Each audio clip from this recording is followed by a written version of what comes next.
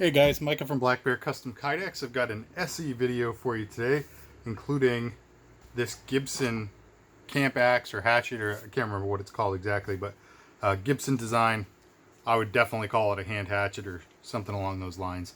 So these are all going to a gentleman named Joey, and he's an ex-Marine, and sent me this and asked me if I could do a couple cool projects for him. So I'm going to walk you through these really quick. First, I'd call this the least exciting, but he had an ESEE-4, has an ESEE-4, but he bent the spring clip on his sheath, and this is the factory sheath. So he asked if I could come up with some way to just put a short drop loop on it with leather. So what I did was I made this plate that is ambidextrous, meaning it can go to either side of the sheath, and you can adjust the ride height of the leather loop here. Obviously, if you're going to go any lower to bring the knife up higher, you might want to consider just mounting the leather to the outside of this plate. Otherwise, obviously, you're going to be tucking the leather behind it and obscuring it. So it's a short drop loop. It's really short. It should fit up to a 1.5 inch belt pretty comfortably. One and 3/4 I'm sure you could do as well. Yeah, so most belts will work with this. So that's that. Really simple. Just made a plate, and the reason I have this recess in there is just so that the leather can tuck behind it comfortably in this kind of highest setup right here, or I guess it would be the lowest, where it puts the handle lowest on your body. So there's that. I also made him an ESEE Izula 2 sheath. Now this one he doesn't know he's getting. He had reached out to me about this prior to talking about the axe, and so I decided to just throw this in for him since I had some Izula stuff coming up anyway. I'd be able to just batch work a little bit extra stuff in.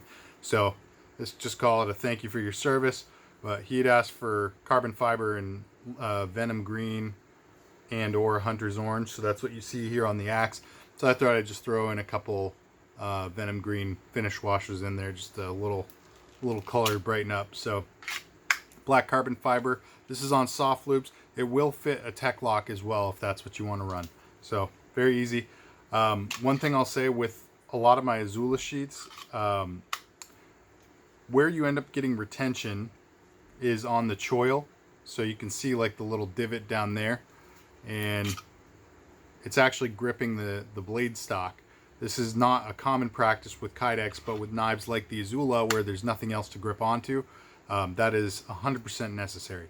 So that said, you need to be really careful when you're drawing that you don't pinch the sheath here around the handle. If you pinch it, you're going to create extra tension on it. It's going to be harder to draw, and then more likely, I think, for your finger to maybe have an issue as far as like the placement of it. So what I would recommend is you just kind of let your pointer finger go a little bit limp on it. So I'm not really squeezing there at all. I'm just kind of letting it rest and really gripping it with the next couple fingers, and then use the thumb push, and you get a good ballistic one-handed draw that way. So it's certainly secure, but I wouldn't want to add any more retention by accident with my pointer finger. So just, Joey, when you use this, be a little bit cautious at first and maybe practice the draw a few times, letting your index finger just kind of rest on the opening of that sheath down there. It's got a nice finger groove for indexing, so just use that and don't close it until after you draw. Alright, so moving on to the main event here. So this Gibson, he'd asked me to attach a Sunto Clipper compass, an Exotac fire rod, and he wanted it in a drop leg configuration. So drop leg, in case you're not familiar guys, means that it's a dangler, but it also has a leg strap on it. That is the traditional meaning of drop leg. You could probably also call it drop leg if it was a fixed loop of some kind without the D-ring, and also having a leg strap of some kind. So the whole point of a drop leg is that it puts it lower on your body, essentially on your thigh, but it also stabilizes it so that it's not just swinging around on you, which is, in my opinion, very uncomfortable. So anytime I carry a dangler, I pretty much always have a leg strap for me personally. I just don't like the feeling of a sheath swinging on my side. So that's my preference as well. So how I set this up, looking at the shape of, let's get this out of there so I can show you. Looking at the shape of this hatchet, it is not very conducive to putting in Kydex. Typically what you would end up doing with an axe or something, you'd put a little bit of retention behind sort of the hammer end of the hatchet or the axe. But where this is all just kind of one flat blade stock until you reach the grind, it doesn't really work as well to do something like that. Essentially, because retention here would mean that the Kydex is narrower. The channel that the axe would have to draw through is narrower than the blade stock for this section here. And if the axe was widest here and tapering forward toward the grind, that'd be fine because very little of it would actually come in contact until the retention point. But where it is one consistent blade stock width, I think 1/4 inch, that means that there would be a tight spot all the way until the grind. And I just try to avoid that because it can scratch the blade stock over time or just leave wear marks, or in general just doesn't feel that comfortable coming in and out of the sheath. So in my opinion, it makes for a better sheath in instances like this to eliminate retention altogether from the Kydex and come up with a secondary retention device, which typically is going to look like a retention snap. Now this one just happened that the only one I had on hand that actually fit and reached all the way around to where I needed it to was one that I cannibalized off of a tops sheath.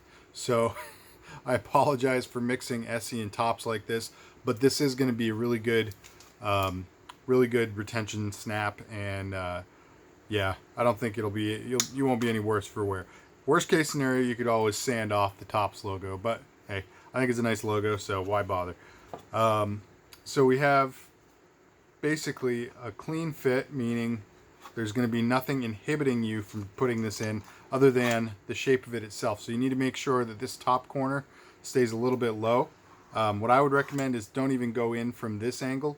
I would probably just go in from a little bit from below, which coincidentally is going to make a lot of sense as you're carrying it, because the leg strap, as you can see, is on the head of the axe, which means that it's actually going to carry inverted. So you'd be able to just have it down like that and maybe push this down a little bit into the holder. So one other thing with retention straps, what I typically like to do is leave a little bit of the blade stock exposed here, because that actually means that we're making positive contact with the blade stock on the retention strap, meaning, or as opposed to if I had the Kydex slightly outside the profile of the blade stock and the retention strap on it, it would still work, but you might still have the ability to shift the hatchet a little bit within that Kydex. Not much, but a little bit. So with this, you are truly stuck in place. It's not going to go anywhere, and it just makes for a much more secure hold. You can kind of see that it's right in that crook, so it's never going to go, the Kydex will not allow it to go back up over, and that's why I have the Kydex so long behind the hatchet, by the way.